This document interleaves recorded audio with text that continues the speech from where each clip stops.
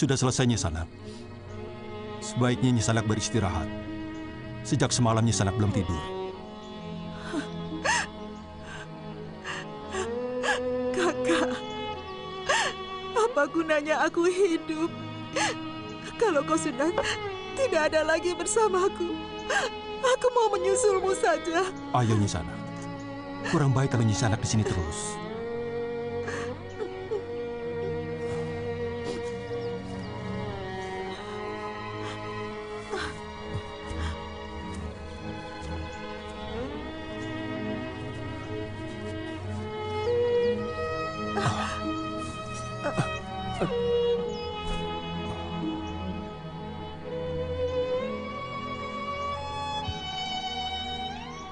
Perempuan ini pasti kelaparan.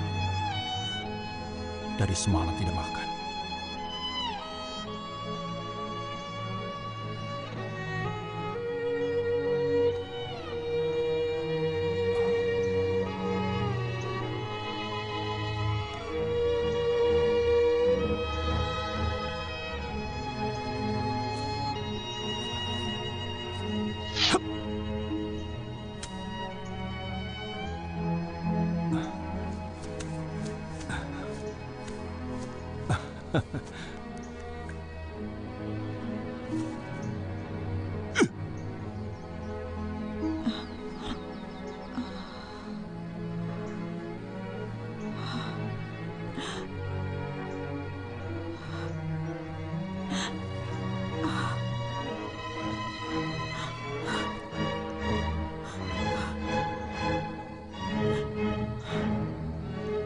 Kakak,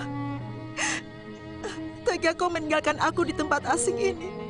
Aku tidak bisa hidup tanpa kehadiranmu, Kakak.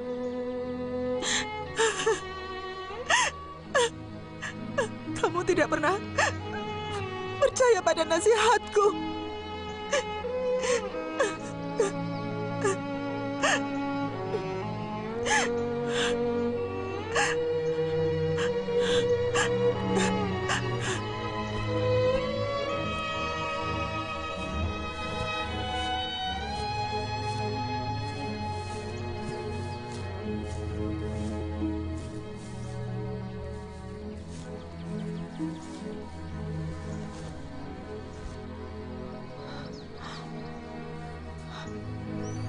Kakak, aku sudah pernah bilang, pedang itu membawa sial, tapi kamu tetap menyimpannya.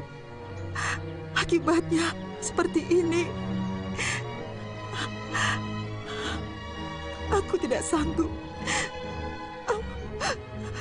menerima kenyataan ini.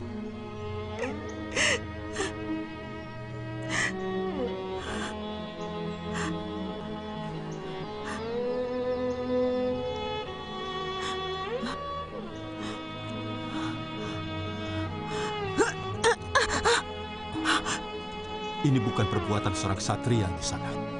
Kamu harus tahu, hanya seorang pengecut yang melakukan bunuh diri. Apa pedulimu? Saya ingatkan Nyisana, bahwa suamimu pasti tidak suka melihat istrinya melakukan perbuatan bodoh dan sia-sia.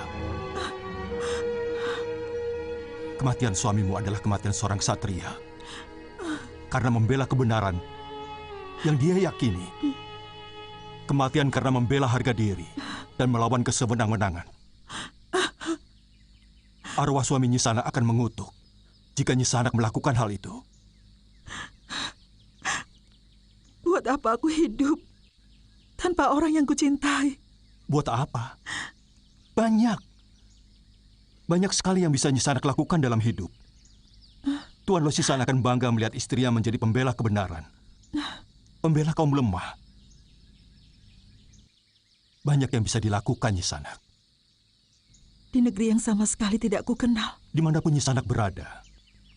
Karena dimanapun yang namanya ketidakadilan, keserakahan, dan kesewenang-wenangan pasti ada. Dan sebagai pendekar sejati, kita wajib untuk melawannya.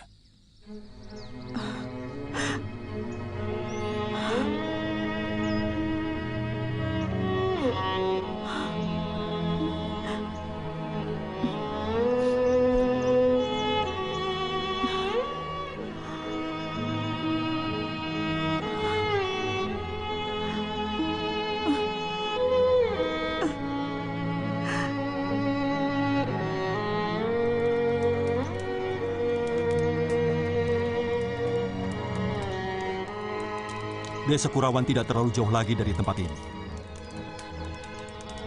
Kalau Nyisanak mau, besok pagi kita bisa berangkat. Nyisanak? Kenapa? Aku tidak tahu. Apakah masih perlu ke sana tanpa kehadiran kakak lo di sisiku? Sebenarnya apa tujuan kalian ke sana? Hanya ingin tahu desa kakek Ranubaya.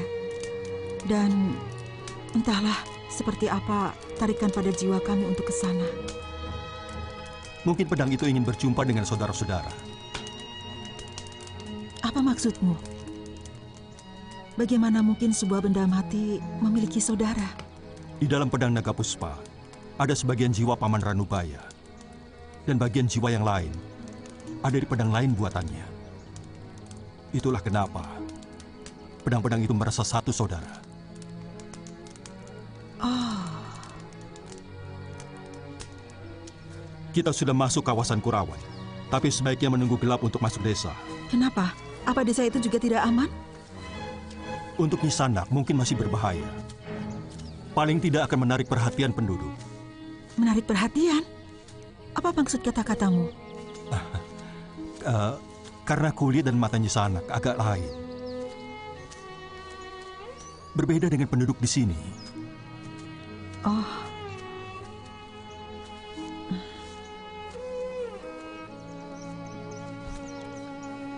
Sebenarnya letak Kurawan paling dekat dengan kota Raja Singosari. Tapi karena letaknya terpencil, jarang orang luar yang menyinggahi desa itu.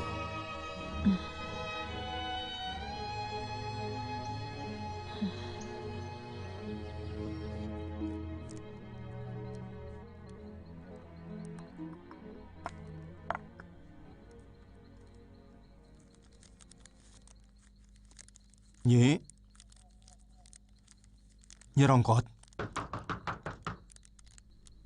Nyi. Ger Kamandanu? Benar, Nyi.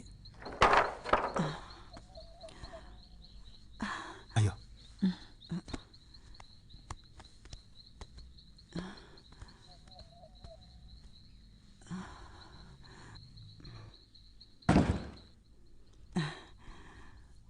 Pakaianmu lusuh begini. Bagaimana keadaan ayahmu? Sudah sampai dia? Pertanyaanmu kok merepet begitu? Satu-satu. Ayah sudah sampai dengan selamat. Oh. Kalau pakaianku, ya nggak pernah ganti. Wong aku berkelana. Ini siapa? Ini namanya Mesin. Dia istri sahabatku. Tapi suaminya sudah meninggal. Namanya kok angel disebut. Dia orang seberangi dari daratan Cina. Oh, Sekarang bikin wedang jahe ya. Dan siapkan makanan kalau ada. silakan. Iya, terima kasih.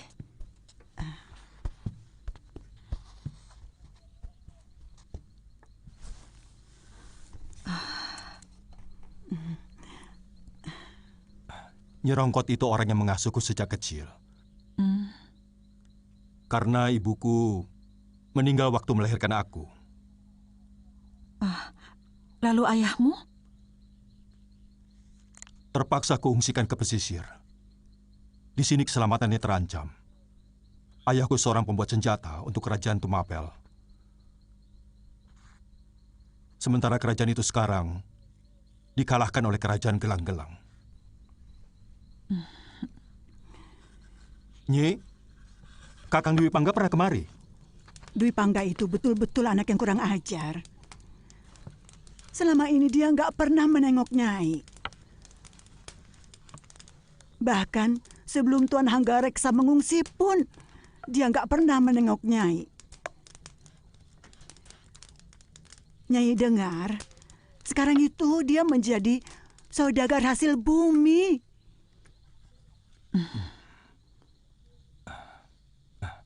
Yuk.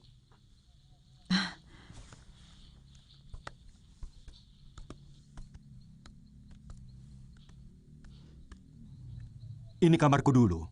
Nanti Nyi Sanak bisa tidur di sini, aku di sini.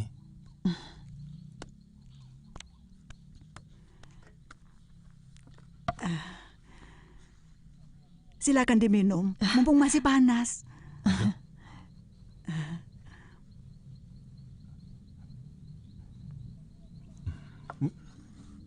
Minuman ini hanya enak diminum waktu masih panas. Terima kasih banyak.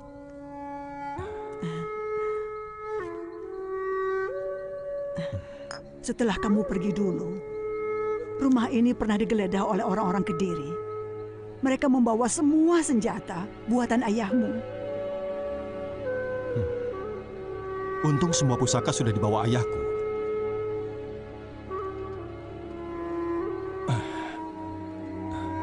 Suatu saat akan kulawan orang-orang Kediri itu.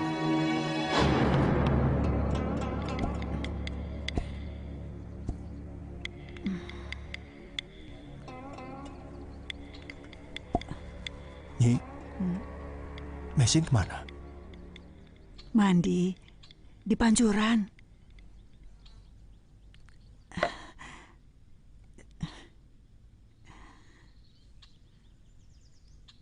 Kamu naksir sama Mesin ya? Nyi Rongkot. Ngawur. Dia itu sebatang kara. Jadi sudah sepantasnya kita menolongnya. Ayo Longger. Kulitnya bersih, putih seperti pualam. Wajahnya menarik. Jangan macam-macam, Nyi. Nanti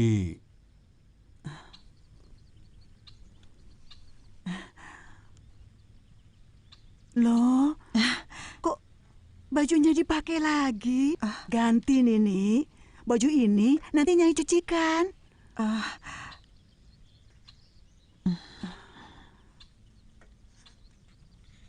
Tidak perlu repot-repot. Nanti gatal loh. Bisa kena penyakit.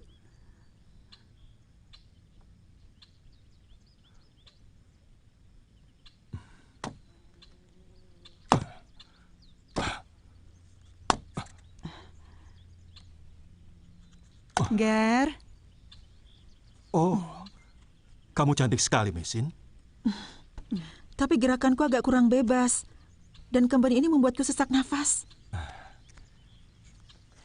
Itu karena kamu belum biasa saja. Sebaiknya kau kenakan pakaian itu seterusnya. Supaya tidak menarik perhatian orang. Bagaimana kalau harus naik kuda? Kau bisa pakai celana dulu, baru ditutup dengan kain. Oh iya, sesudah sarapan, kau akan kuajak rumah Paman Guru Ranubaya. Aku senang. Terima kasih ya.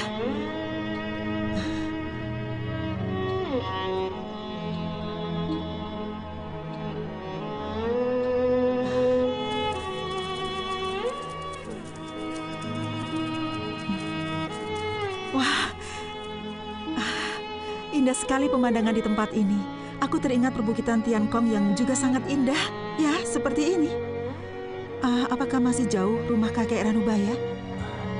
Di balik bukit yang ada pohon besar itu. Oh, Ayo. iya.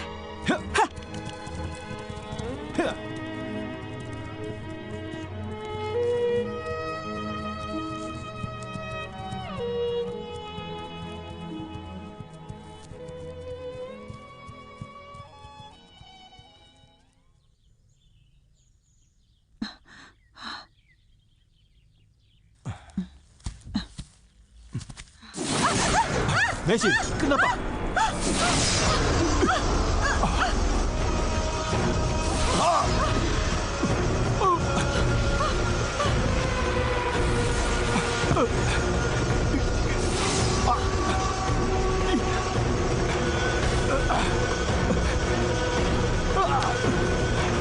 Tolong pegang.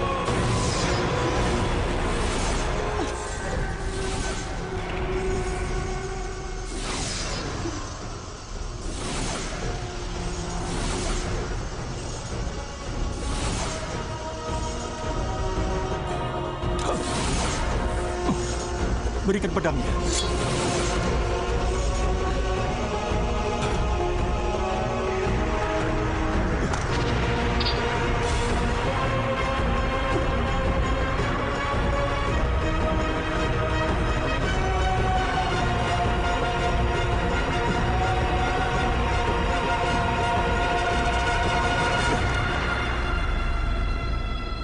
Yang pernah saya katakan tempo hari, bahwa pedang ini pun punya jiwa. Dan ternyata, pedang Naga Puspa sudah menemukan pasangannya. Dan sekarang, pasangannya telah menyatu ke dalam raga. Pedang Naga Puspa. Lantas? Pedang ini tinggal seonggok besi, yang tidak ada bedanya dengan besi-besi rongsokan yang lain. Karena isinya sudah meninggalkannya. Di tempat inilah, dulu guru membuat senjata-senjata pusaka yang hampir dimiliki semua ksatria Singosari atau Tumapel. Bahkan pernah ada Raja Melayu yang ingin memesan untuk dibuatkan pusaka. Di negeriku hampir tidak ada senjata yang dipakai untuk pusaka. Pedang yang baik adalah yang besinya pilihan dan tidak terlalu berat, tapi sangat kuat dan tajam. Di sini tidak. Setiap genggaman pedang tidak hanya membutuhkan besi yang baik, tapi juga isinya. Sehingga sangat berbeda antara golok buat membelah kayu dengan golok milik seorang pendekar. Aneh ya, sekarang pedang ini jadi lebih enteng. Mungkin guru sengaja mempersiapkan isi pedang itu sepasang, supaya pedang itu di negeri Nyisanak menjadi malapetaka, seolah selalu menebarkan amarah dan haus darah. Iya memang, memegang pedang ini menjadi cepat terpancing dalam amarah dan juga dendam. Mudah-mudahan sekarang tidak. Sang naga sudah bertemu dengan puspanya, yaitu Dewi Ular Bunga yang sangat beracun. Dia akan menjadi tenang, meski tetap saja berbahaya karena kehebatannya. Ternyata kau sangat mengerti tentang pedang, Tuan Kamandanu. Panggil saja aku Kakang Kamandanu. Kalau tidak keberatan, maukah kakak memainkan 1 atau 2 jurus ilmu pedang dari kakek Ranubaya?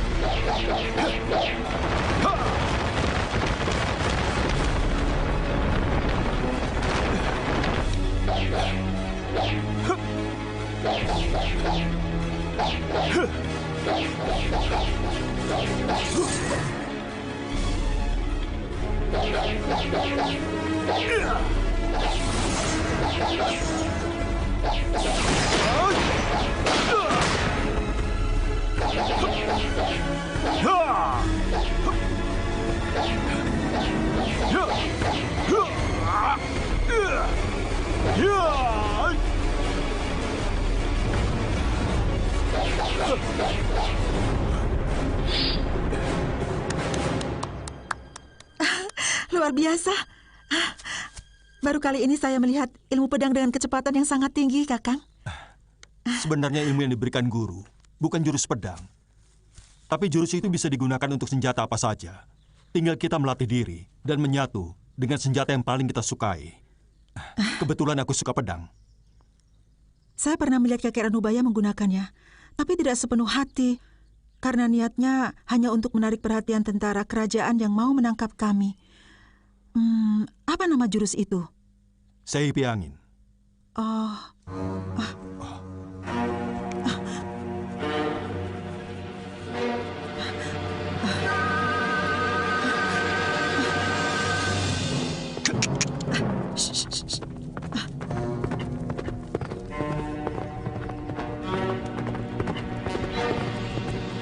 Periksa tempat ini. Siapa tahu mereka masih membuat senjata dan memasuk pelarian orang-orang Singosari.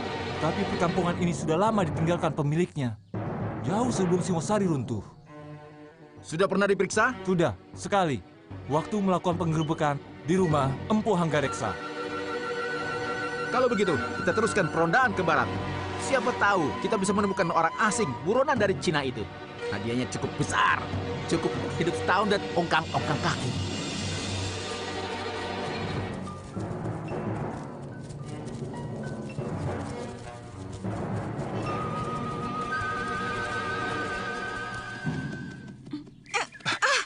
Maaf. Kau sengaja? Kau cukup beri isyarat saja, tidak dengan... Sungguh, tadi aku hanya mengikuti naluri yang tiba-tiba menggerakkanku. Sama sekali aku tidak bermaksud. Barangkali kau mengira, karena aku janda. Kakak lo, maafkan aku. Aku telah berdosa. Mesin, maafkan aku. Jangan sentuh aku.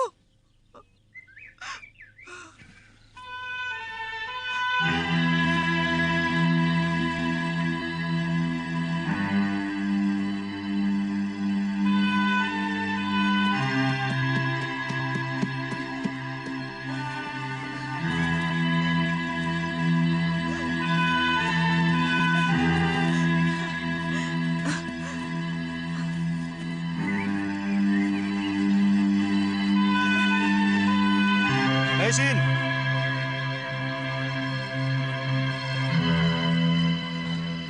Kenapa wajah Mesin tidak mau juga hilang dari pikiranku? Jangan-jangan aku jatuh cinta.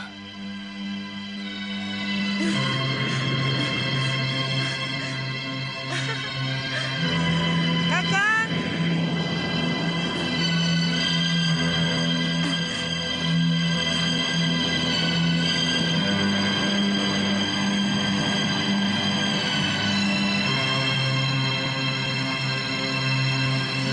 Mesin, aku mencintaimu. Aku juga, Kakak.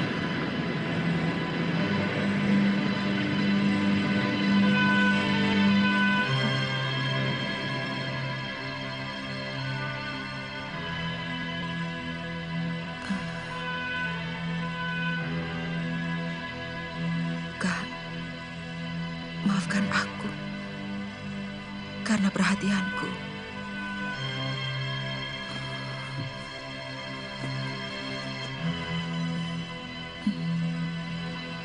Telah tertuju pada lelaki lain.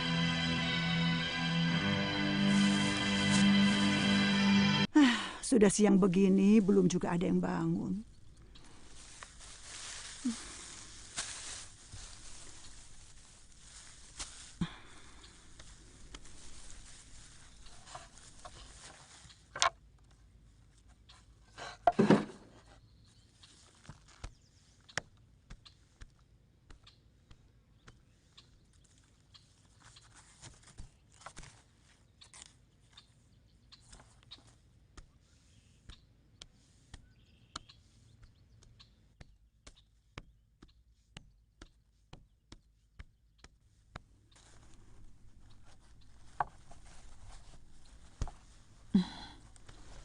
Aduh, kemarin itu melelahkan sekali ya. Nyai baru mau bangunkan. Saya tidak bisa tidur, Nyai. Wajah suami saya selalu muncul dalam mata saya. Itu artinya suamimu minta dibakarkan dupa. Mungkin. Mestinya saat ini saya pakai baju duka cita. Oh, begitu. Nini mau mandi. Kakang Kamandanu kemana? Nyai baru mau ke kamarnya. Jangan-jangan dia sakit. Silakan, mandi dulu. Makanannya sudah sampai dingin. Iya.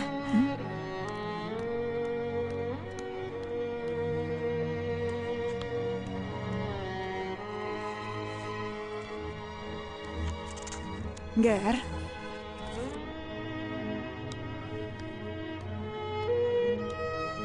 Kenapa? Badanmu panas. Nyai bikinkan jamu ya. Tidak usah, Nyi. Mandi sana. Biar segar.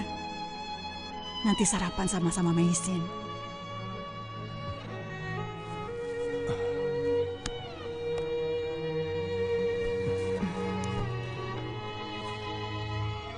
Nyai tahu, Angger sedang kasmaran. Orang kasmaran memang begitu. Tanda-tandanya suka tidak bisa tidur, malas makan, malas mandi, malas. Nyerongkot ngawur.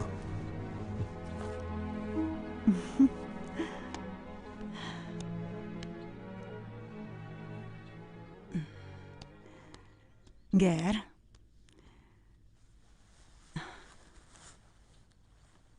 biar janda, Nini Maisin itu cantik loh. Tunggu saja sampai masa berkabungnya habis. Nyi, hati-hati kalau ngomong. Nanti kalau Maisin tahu bisa marah lagi.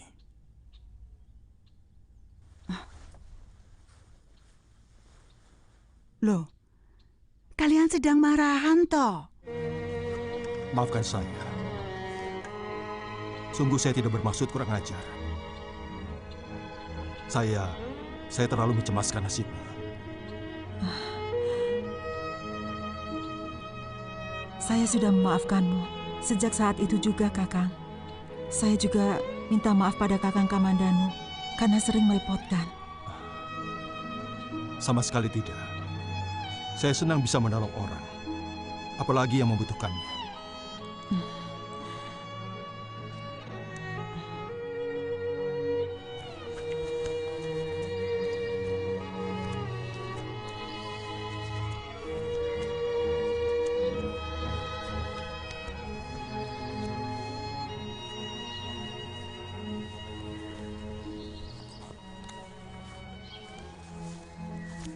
Perempuan itu seperti bukan orang sini.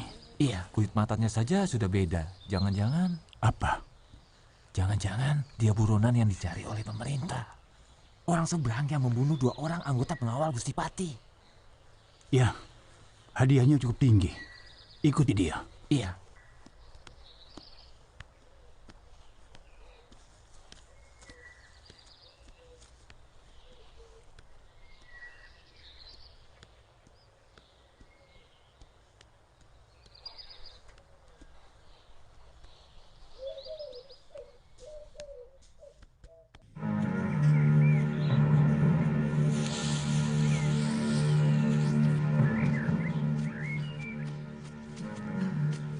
Nini, ada apa? Noleh-noleh saja ke belakang.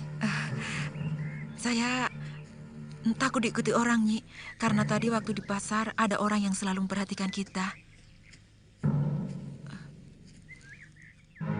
Orang cantik seperti kamu, pasti banyak orang yang memperhatikan. Pada kesemsem, lelaki toh?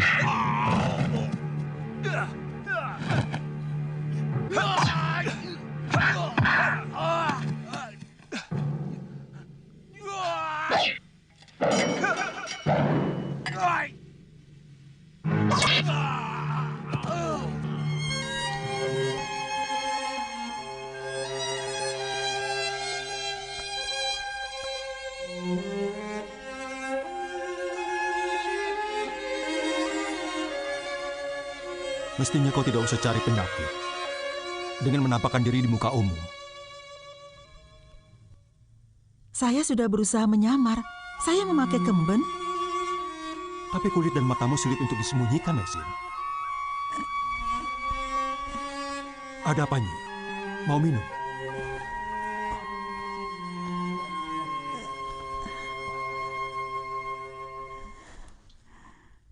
Jangan salahkan Nini. Nyai yang salah. Nyai yang ajak dia. Nyai, minum ramuan ini dulu supaya luka dalamnya sembuh.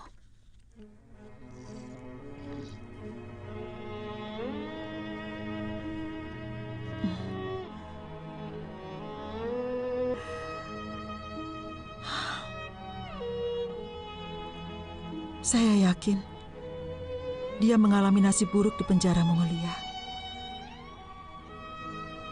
Sekarang, Nyai Rongkot mengalami hal yang sama. Kukira bukan karena kesialan nasibmu.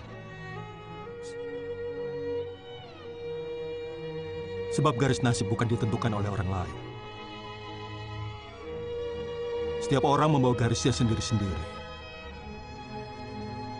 Dan kejadian apapun yang menimpa manusia sudah digariskan oleh jentera waktu.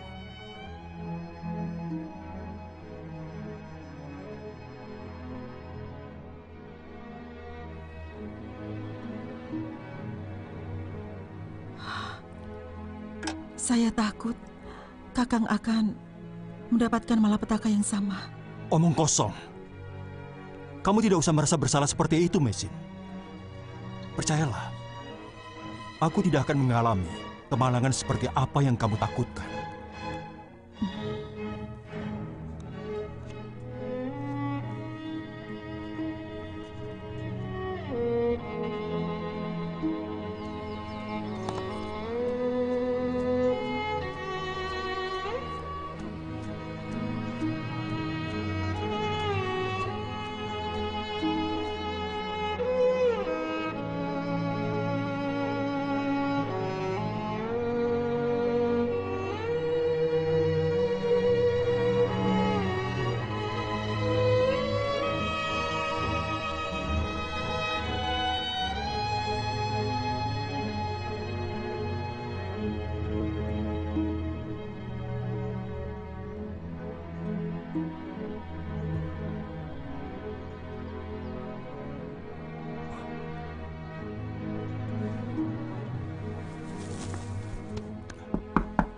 Mesin?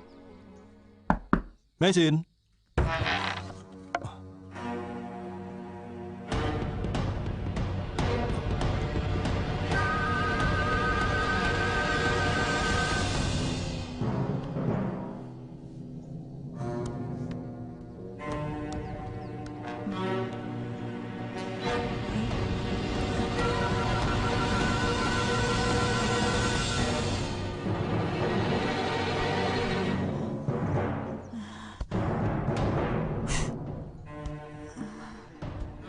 Nyi, Mesin pergi, Nyi. Semalam dia pamit pada Nyai. Kenapa tidak dilarang? Setidak-tidaknya Nyi Rongkot menyuruh dia untuk bicara dulu padaku. Dia tidak mau. Dia memaksa harus pergi. Aku tidak mau. Malapetaka juga menimpa Kakang Kamandanu. Bahkan mungkin menimpa seluruh keluarga ini. Tidak. Apa yang Nini cemaskan tidak mungkin terjadi. Percayalah. Nini, boleh pergi kalau Angger Kamandanu mengizinkan. Kamandanu sangat memperhatikan keselamatanmu. Saya tidak bisa. Karena Kakang Kamandanu terlalu baik pada saya.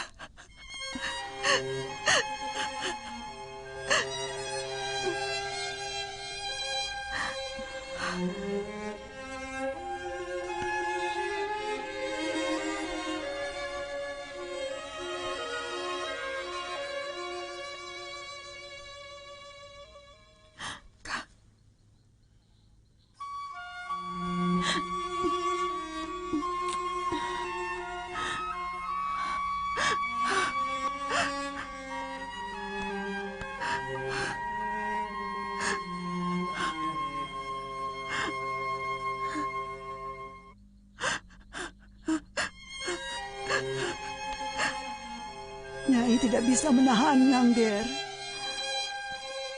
Tapi dia pergi setelah mencium keningmu.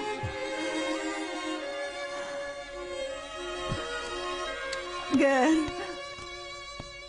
Ger. Ger. Kau lihat sendiri. Begitu gampang aku menyuruh Praba. Hasil bumi dari Manguntur yang kita beli dengan murah bisa dijual dengan harga yang lebih tinggi. Iya, memang sejak Raden menjadi pedagang, tampak kehidupan keluarga Raden jauh lebih mewah. Tapi apa, Pamungsu? Maaf kalau saya salah. Bukankah Raden lebih terhormat sebagai putra seorang empu?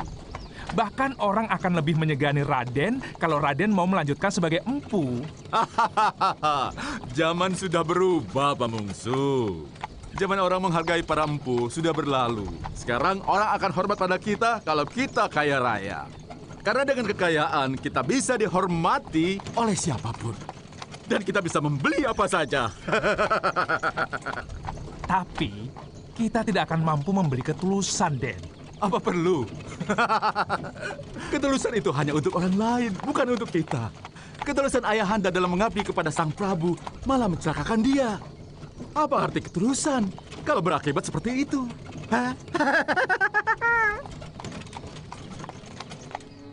Kakak Lu, semoga kau tenang di alam abadi menghadap Tian Yang Agung. Aku tidak tahu harus kemana menapakkan kaki. Aku bingung.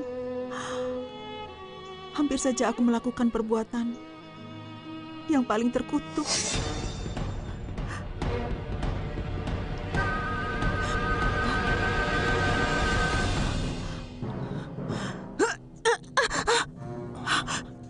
Ini bukan perbuatan seorang ksatria di sana.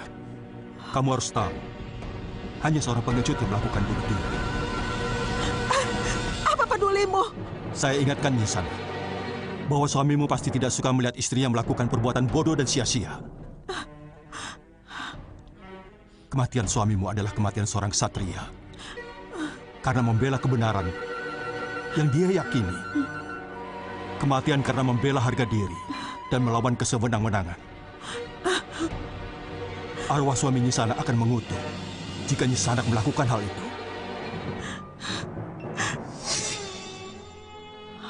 Aku mau bunuh diri.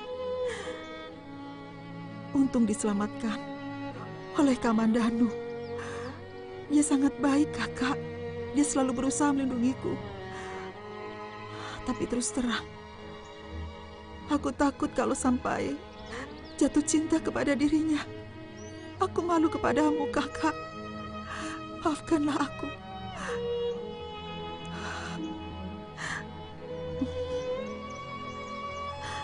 Kita akan terus, Den. Mestinya kita tadi menginap di desa Jatidoyo.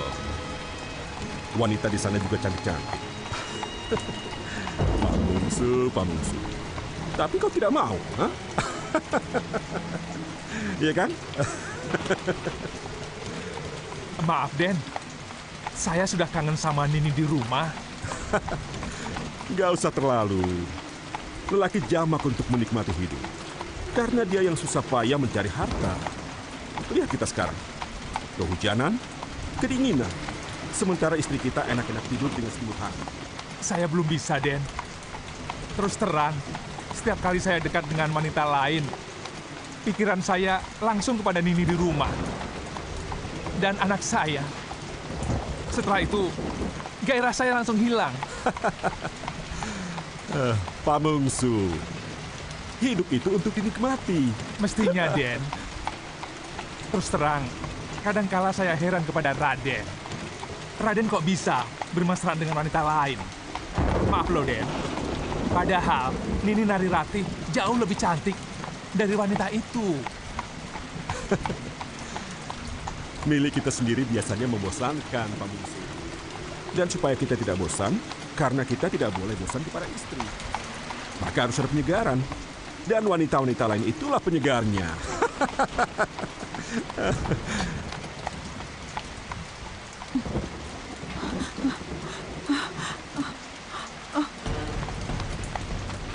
Ada seseorang yang jalan.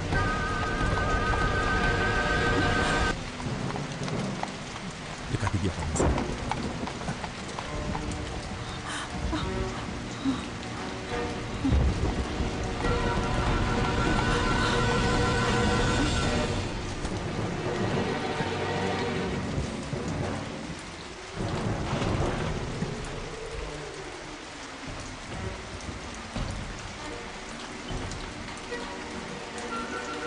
Rupanya bisa. Kita harus menolongnya, Pak Mungsu.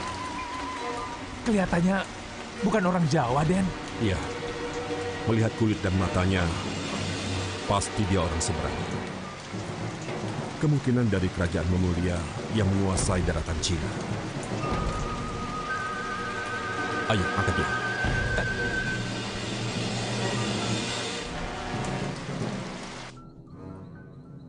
Nyi, tolong.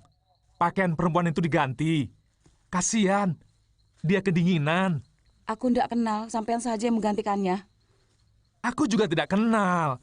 Dia kami temukan, pingsan di tengah hujan. Dan Dwi Pangga kasihan, jadi dia dibawa. Kenapa dibawa kemari? Dan Dwi Pangga kan punya rumah, lebih besar, lebih bagus. Itulah. Dan Dwi Pangga bilang, Nini Narirati itu orangnya suka cemburu, membabi buta. Makanya dia nitip kepada Nyai. Karena menurut Den Dwi Pangga, Nyai itu orangnya punya pengertian dan belas kasihan. Itu bukan kata saya loh. Den Dwi Pangga sendiri yang bilang. Dan Dwi Pangga bilang begitu? Iya. Dia itu kalau menilai orang selalu tepat. Saya ngomel itu bukan karena dia. Saya mangkel sama sampean. Janjinya pergi cuma 5 hari, kok sampai 10 hari? Apa sampean nggak kangen?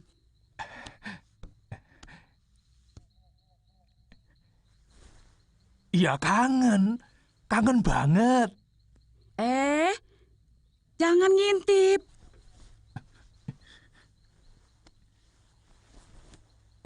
Jangan lama-lama.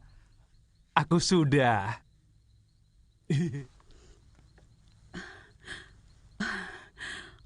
Orangnya cantik loh, Kang.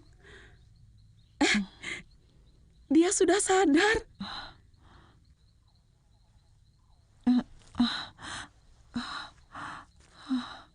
Apa dia bisa bahasa kita? Kang, tolong ambilkan wedang jahenya. Iya, iya.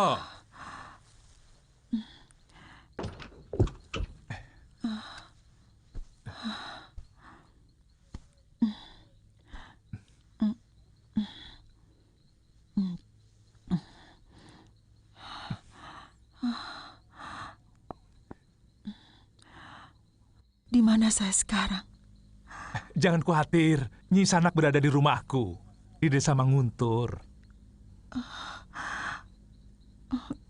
Perut saya sakit sekali. Dari kemarin belum kemasukan apa-apa. Kasihan. Kang, ambilkan makanan di Para. Ya, ya.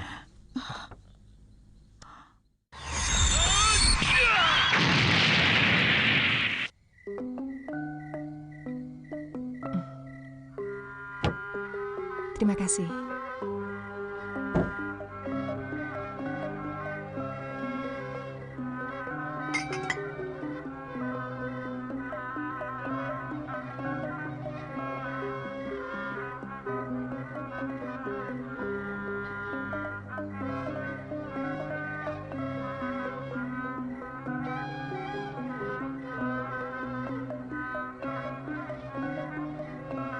Kakang Dwi Pangga, makanannya sudah siap.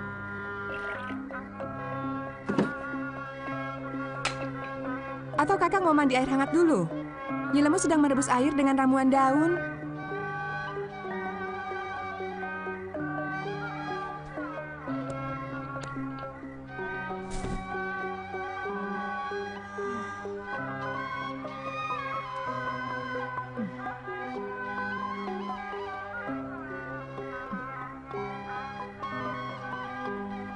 Merpati muda terbang rendah di padang ilalang.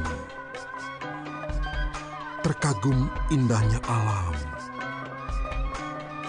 Mata terpana menatap rembulan petang. Silau oleh langsat kulitnya. Bening, warnanya kuning. Kakang Dwi Pangga, makanannya keburu dingin. Kamu makan saja dulu, Nari. Tiba-tiba aku ingin menulis syair.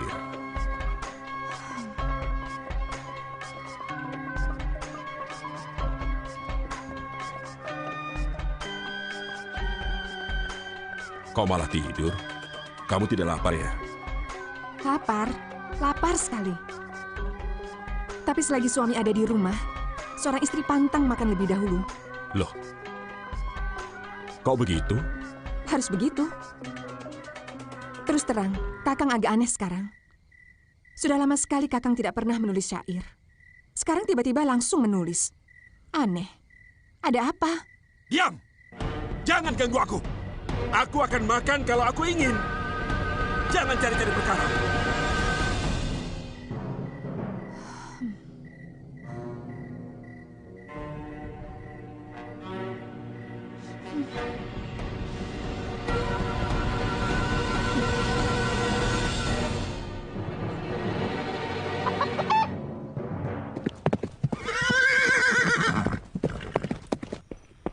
Bagaimana keadaannya, Nyai? Sudah baikan, Den. Sudah mau makan bubur.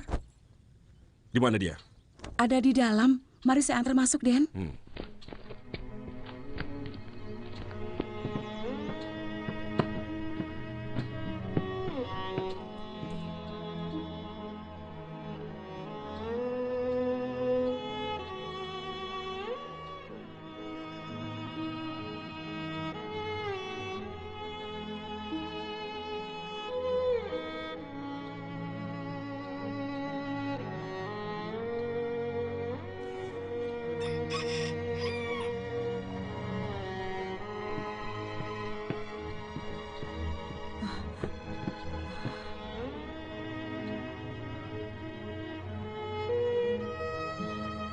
Saya dengar dari Nyi Pamungsu, Nyi Sanak sudah sedikit sehat.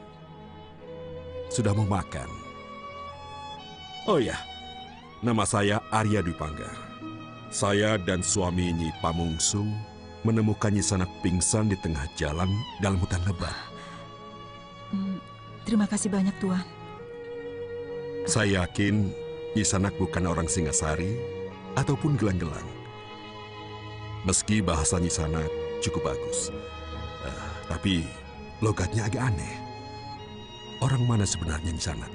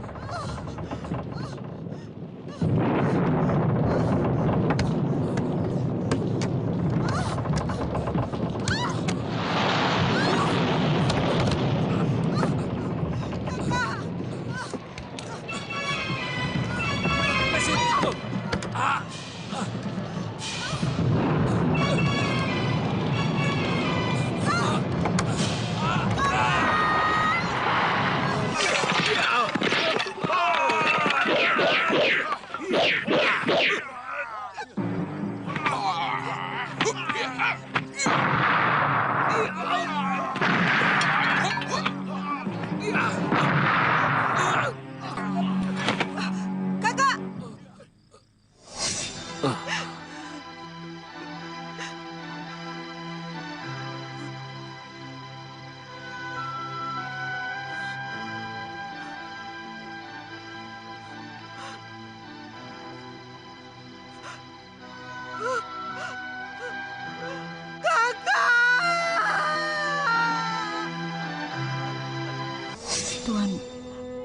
sudah mendengar semua tentang saya.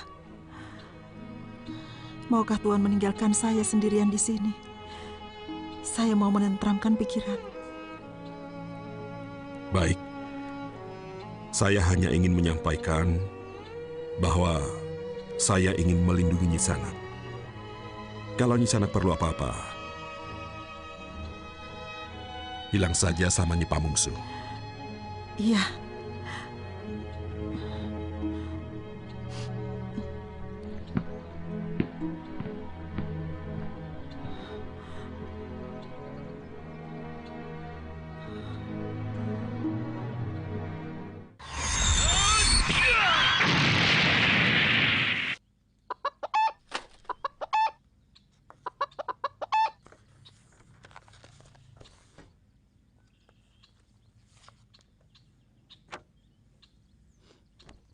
Sama sekali Kakang Dwi Pangga tidak menyentuhku. Bahkan dia tidur di atas tikar di tempat dia menulis syair. Benci saya. Sabar saja, Den. Mungkin dia sedang lelah. Aku punya firasat buruk. Dia sedang... Panji, jangan jauh-jauh. Iya, Bu. Ini Jalak mau lari.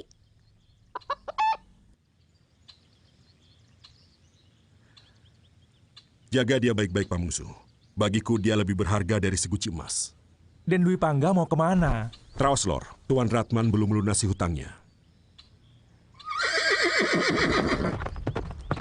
Saya yakin Den Dwi Pangga pasti berniat buruk pada Nini Mesin. Itu namanya buruk sangka. Tidak boleh begitu. Kok ngomong begitu? Matanya jahat. Sepertinya mau menerkam dan melumat-lumat Nini Mesin. Kasihan Nini Mesin. Pokoknya tidak usah ikut campur. Sudah. Yang penting bukan suamimu yang melakukan. Kita nonton saja.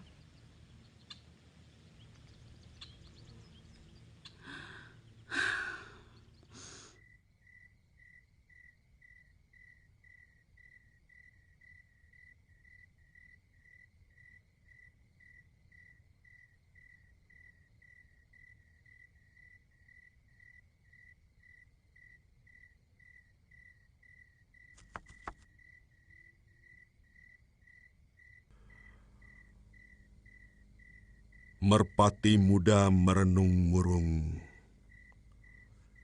Dalam sunyi dia bertanya, maukah bulan turun ke bumi menemani sepiku?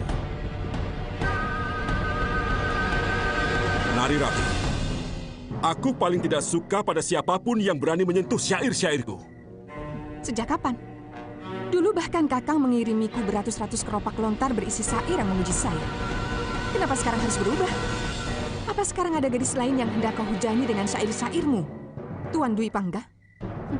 Kau menuduh aku selingkuh, Rati?